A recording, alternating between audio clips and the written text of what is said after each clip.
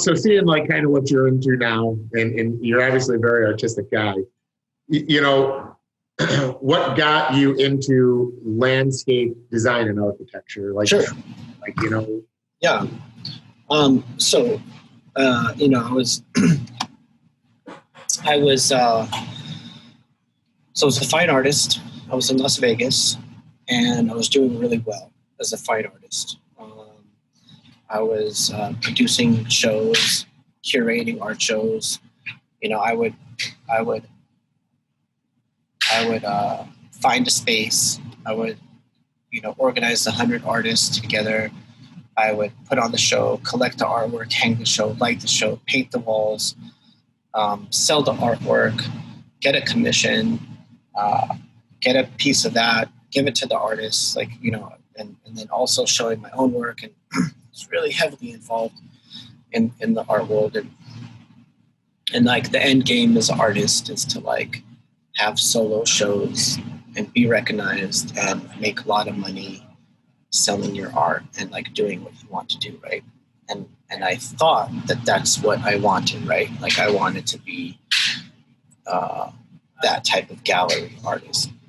And then once I saw that this was about to come to fruition, like I had a lot of attention on me, I was getting solo shows, I was selling work well. I looked at that trajectory of what my life would look like, and I realized that it's not really what I want, right? So I worked at something for 10 years, like really hard, and right when I was about to, I guess, break out, right? I thought, this is not what I want. And I think it takes a tremendous amount of discipline and courage to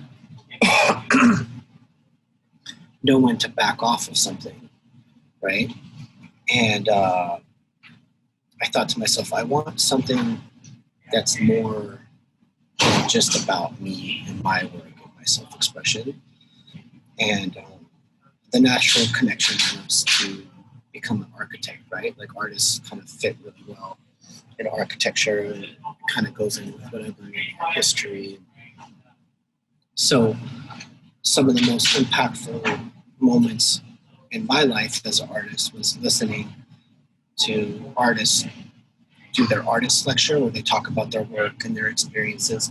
So I thought, well, if I want to be an architect, I'll start going to the School of Architecture and listening to their lectures, right? Just so I could really see what they're about, what that lifestyle was. And I went to like 3 or 4 lectures, and I was like pretty interested. I was like, this is cool. And then a landscape architect spoke, and I was like, oh, nope, this is it. This is what I want to do. I didn't even know that it existed. Like most people don't even know that landscape architects is a thing. And then once I discovered that, I just never looked back, and I had to study for my my GRE and start applying to schools, and never looked back after that lecture. So what was it in the lecture that really piqued your interest? Is there a point that for you it was like boom right now? Yeah, what it was they had it was like a planned community in China, and what they did was they used the natural grade of the mountainous area, and like they dug into the mountain and built the houses within the mountain, and all of the landscape was on top of the houses, and it almost looked like there was no houses there at all. And I just love the idea that you could create these spaces of nature and you could still live in it. And then, of course, by cutting the homes into the mountain, you reduce heating costs and cooling costs, and they were like more passive, and like the psychological benefits of being in nature, right? Instead of like a whole calcification of concrete within a community, right? Like it was a different approach Yeah. to how to think about space in the outdoor environment. And I was like, okay, that's cool. I want to know more about that. And then, Yeah. We definitely have to collaborate with Green Magic. oh, that's right. Yeah. I was trying to tell that story. I didn't even realize that that's what got you into landscape architecture. And I'm sitting over here thinking like, oh my gosh, Green Magic Homes. Like this is solidifies our need for partnering. What's funny about that is that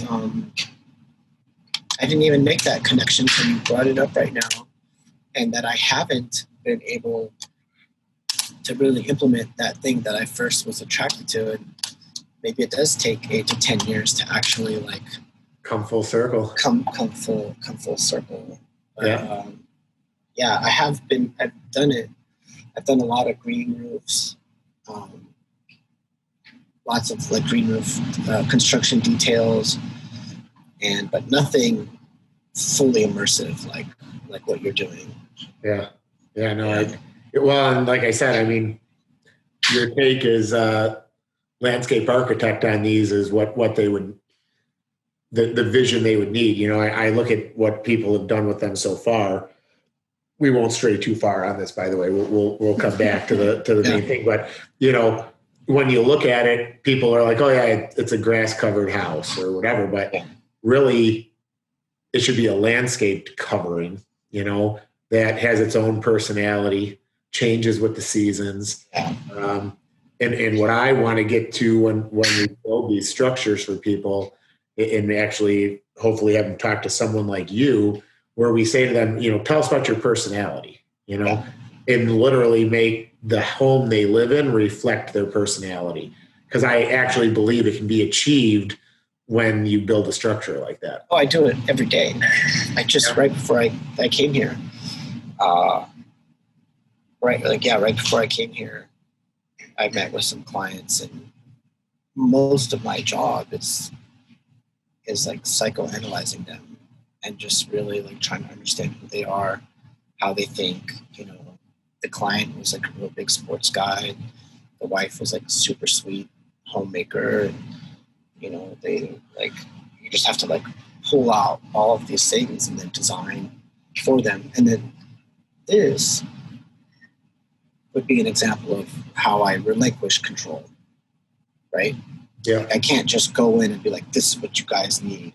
I'm the artist, I'm the designer, I'm the visionary. Like that's over. Those days are over. Like those people don't really have a place, you know, as far as like designing for clients, right? But then when it comes to my construction details, that's when then you could bring control back in. So it's like a push and pull of where you have control and where you don't, because you don't want your construction details to be wrong, right? Yeah. Like that's where you are able to embrace, you know, like wanting things a certain way. Yeah, listen, I can't tell you how many times as a landscape contractor builder that there's a landscape, especially commercially, that's designed by a landscape architect, and then we get out there as a landscaper, and I look at the spec or the detail, and I'm like, hey, we don't even have this type of soil in Illinois, or your detail, it's not, doesn't make sense. Like, oh yeah, that's a project I did in Washington State, you know, just whatever you want to do locally. And it's like, what the heck is going on here right now? But, you know, all these landscapers are bidding a job to a spec, and then you come to find out the spec is not even to a local spec. And then I'm sitting here thinking like, what is happening to that industry? I think it's actually really interesting what you just brought up. Yeah. Is, you know, there is a reason and a need to keep for a landscape architect to make sure they have control of that portion. Because people like myself are bidding off that spec and scope. Yeah. Well, what I do is I think this is what separates me from a lot of other designers, is I like to bring in the contractor's really early on. You know, and like I love to know if I know which contractor is going to be building it. I walk them through the site. Hey, come take a look. This is what I'm thinking. You tell me. And they look at you and they go, bro, we can't. Are you crazy? That's not the way it's done. I'm going, okay, tell me. You know, my ego is out of this. You know, tell me what you think. And they're like, well, you know, like what if we build this steel frame and then, you know, clad it in wood and like do it this way instead of these hinges. Oh, okay, oh yeah, okay. You think about it, and, you know, and the projects get done so much better when you bring the contractors in early. Yeah, they're happy. You're happy. You open up a line of communication. Client's happy. Nobody likes surprises. Client's not going to be happy at the last second if all of a sudden they're like, what do you mean we can't build this? And why is it going to cost me $8,000 more?